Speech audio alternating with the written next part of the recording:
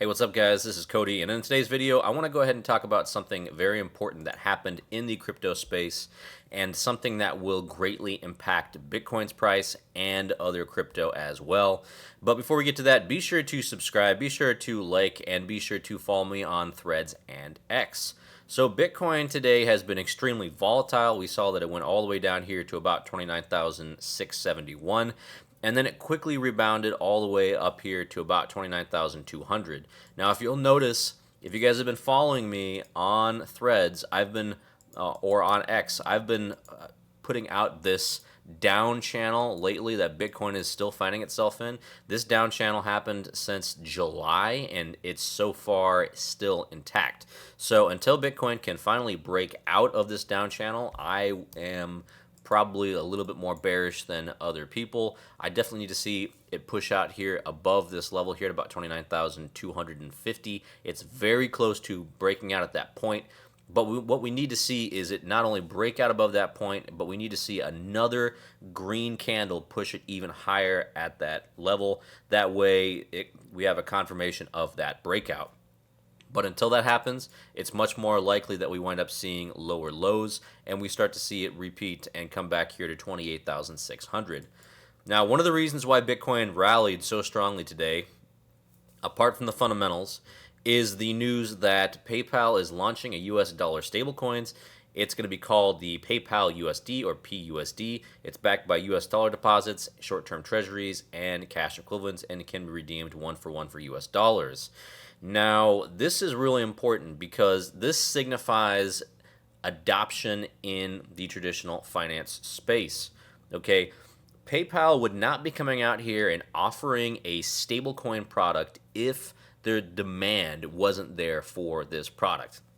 And I think based off of that, this is a very bullish sign for Bitcoin. It's a bullish sign for crypto in general. And this right here is something we will see. PayPal is the first. There will be other companies that offer stable coins or other coins that they can use in the financial space. Now, what's also interesting about this is that it's issued by Paxos Trust. Okay, so it's going to be put in place by Paxos, and it's going to be usable on their platform. They're going to be using it for both PayPal and for Venmo as well. And this will most likely wind up being followed up with some additional crypto products. And on top of that, this also allows person-to-person payments through the PUSD, and it allows you to pay using PayPal by selecting it at checkout. This right here is incredibly important because the fact that you can convert your crypto to this PUSD and then use that to buy something is what we've been waiting for when we say that we want Web3 or we want crypto or alternative finance to become more user-friendly. This is basically what you get for this. And on top of that, this is most likely probably going to be the beginning. I do think that we're going to wind up seeing additional companies offering something similar. This is going to be done on the Ethereum blockchain. I don't know if I mentioned that or not, but it's going to be done on the Ethereum blockchain, and it's going to be something I'm going to follow. I'm going to get additional information as it comes out, and we're going to talk more about this PayPal stablecoin. Now, what's also interesting, and I have to point this out because it is important, but a user on Twitter or on X now called McKenna released this screenshot here, and it shows that it's possible to freeze or unfreeze addresses in this PYUSD stablecoin. So that is a concern, and most likely if we talk about these centralized finance companies, we're probably going to wind up seeing more features like this. So in case something happens, they think someone's been money laundering or something like that, they could potentially freeze addresses on this PYUSD. Now, the next thing I want to talk about is what happened on the Bitcoin perpetual futures market.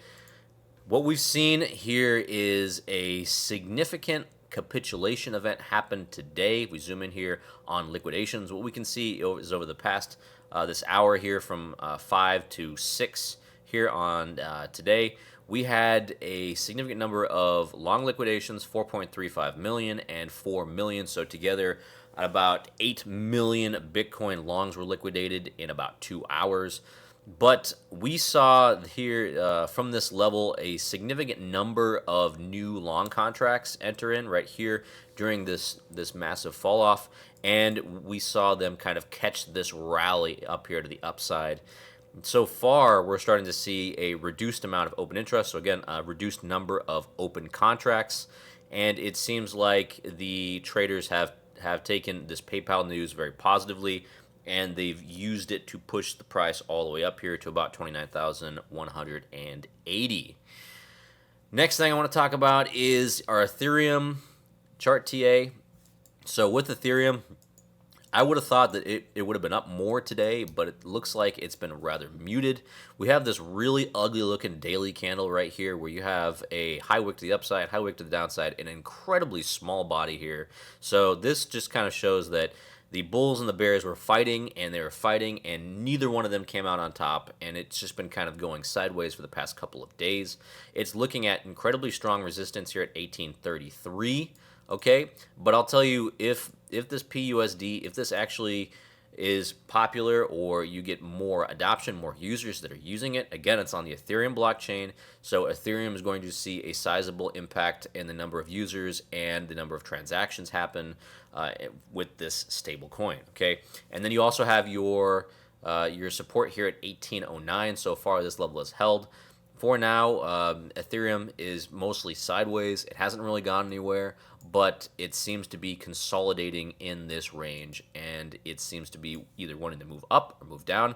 If Bitcoin can break out to the upside, then Ethereum can definitely follow it and push through these resistance points here at 1833 and 1857.